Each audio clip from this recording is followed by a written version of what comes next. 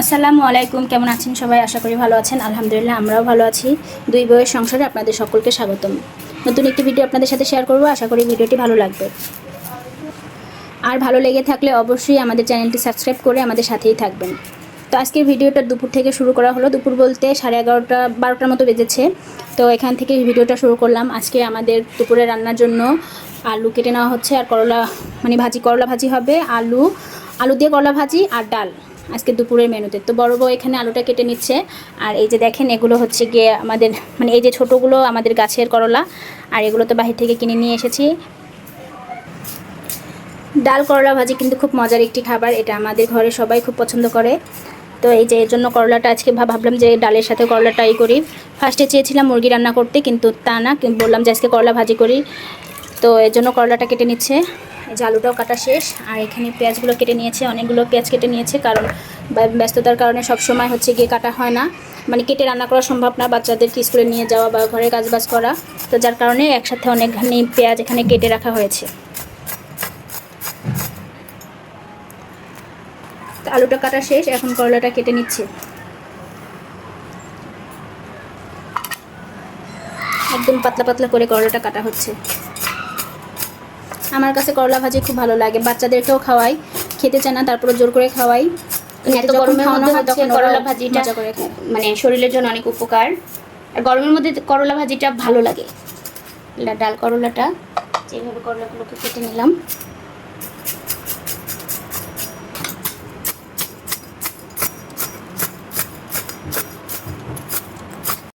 কাটাকাটি শেষ করে রান্নাঘরে চলে আসলাম।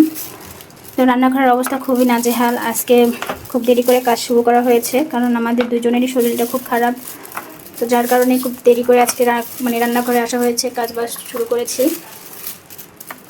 তো কালকে বাহির থেকে আসার সময় ডিম নিয়ে এসেছিলাম, সেগুলো এখন হচ্ছে গিয়ে বক্সের মধ্যে নিয়ে নিচ্ছে।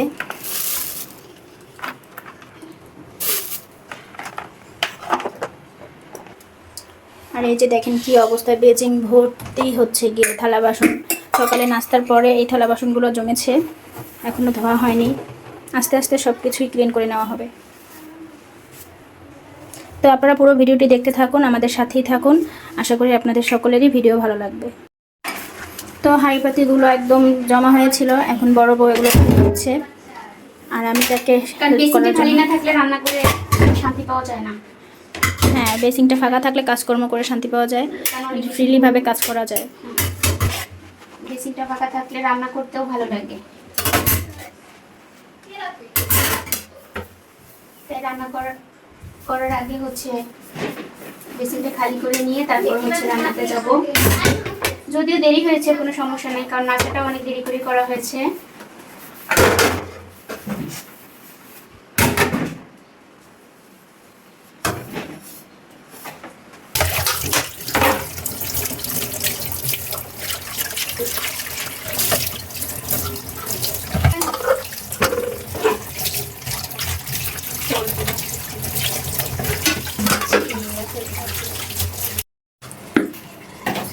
তো বড় বউ ওদিকে থালাবাটিগুলো ধুয়ে নিচ্ছে, আর আমি হচ্ছে গিয়ে রান্নাটা বসিয়ে দিচ্ছি।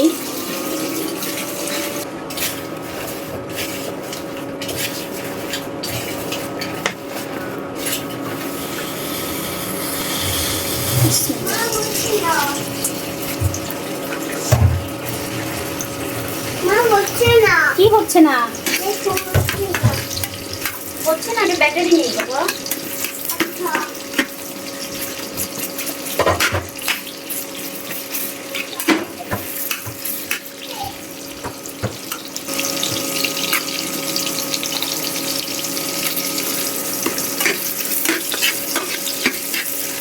আজকে একটু ভালো লাগতেছে না শরীরটা, কারণ আমার পায়ে ব্যথার কারণে সব কিছু কেমন যেন খুবই খারাপ লাগতেছে। তারপরও কিছু করার নাই, রান্নাবাড়ি করে খেতে তো হবেই। খেতে থাকতে হলে, হ্যাঁ, বাঁচতে হলে খেতে হবে, এটাই হচ্ছে গিয়ে কথা। যতই শরীর খারাপ থাকুক আর যতই মন খারাপ থাকুক, যত যাই থাকুক, বাঁচতে হলে খেতে হবে, আর খেতে হলে অবশ্যই রান্নাবাড়ি তো করতেই হবে, তাই না?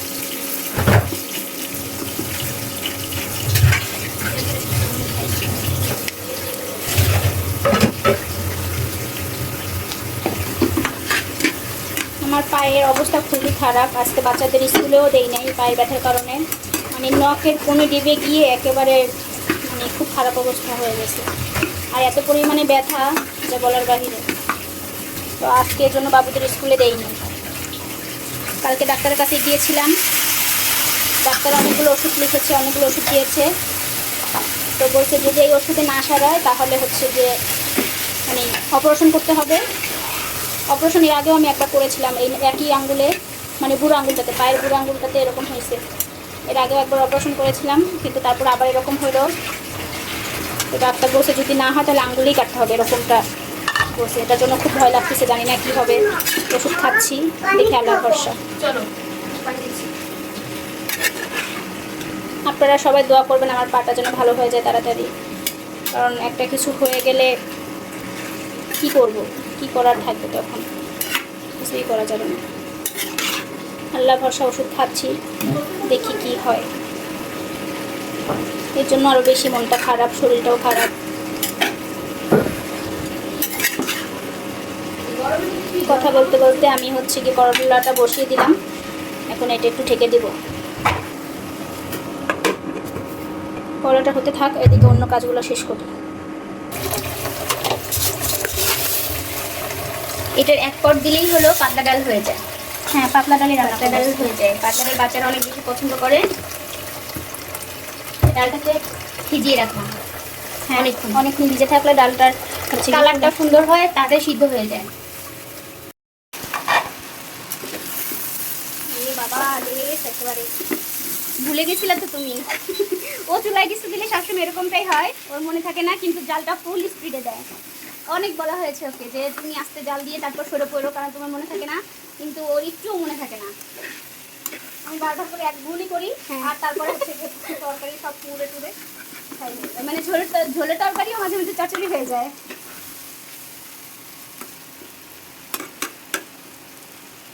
ভাজটা কালারটা অনেক সুন্দর হয়েছে। তো ফাইনালি কিন্তু আমার করলা ভাজিটা রান্না হয়ে গিয়েছে।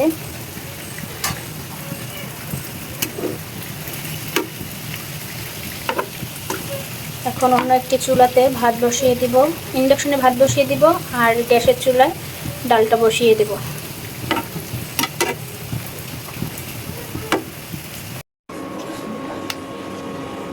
ডালে হলুদ দিয়ে দিচ্ছি, দেখেন কত সুন্দর একটা কালার হয়েছে ডালে। ডালটাকে গোটা দিব, গোটা দেওয়ার পরে মরিচ দিয়ে দিব।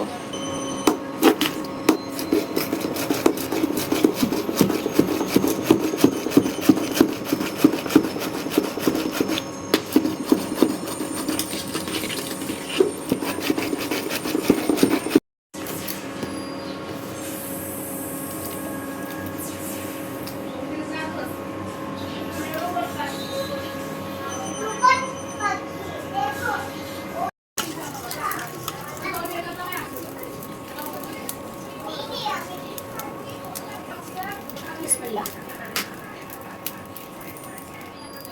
এটা হলো পাঁচফোড়ন দিয়ে দিলাম। ডালে পাঁচফোড়নটা না দিলে একদমই ভালো লাগে না।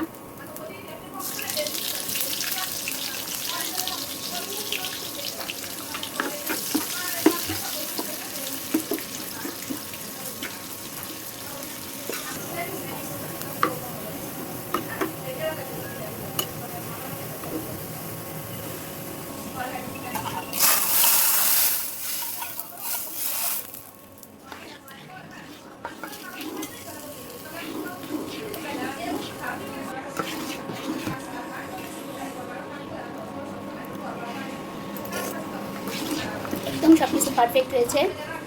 সব কিছু রান্না বান্না শেষ হলো।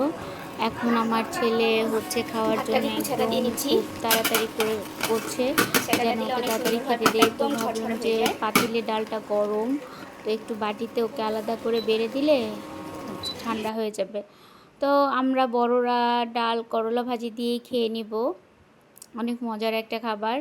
কিন্তু আমার ছেলে একদমই বায়না করছিল ডিম তাকে ভেজে দিতেই হবে, যার জন্য বাচ্চাদের জন্য 2টা ডিম ভেজে কেটে নিয়েছি, ওদেরকে খাবার দিয়েছি।